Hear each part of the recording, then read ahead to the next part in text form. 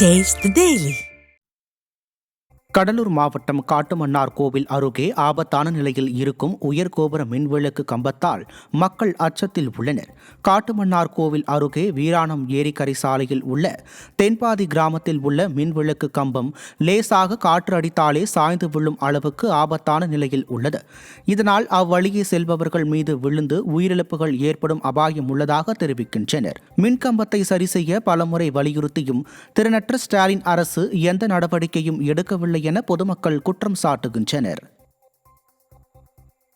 தூத்துக்குடி மாவட்டம் வாகைக்குளம் பகுதியில் உள்ள விமான நிலையத்திற்கு மின்னஞ்சல் மூலம் வெடிகுண்டு மிரட்டல் விடுக்கப்பட்டது. சென்னையில் பெய்த மழை காரணமாக சென்னை தூத்துக்குடி இடையேயான 4 விமான சேவை ரத்தானது. தூத்துக்குடி பெங்களூர் விமான சேவை மட்டும் செயல்பட்டது.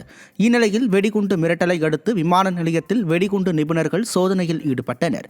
இதனால் அப்பகுதியில் பரபரப்பு காணப்பட்டது. மிரட்டல் விடுத்த மர்ம நபர் யார் என கண்டுபிடிக்க முடியாமல் மத்திய மாநில அரசுகள் விழிப்பிதுங்கியுள்ளன.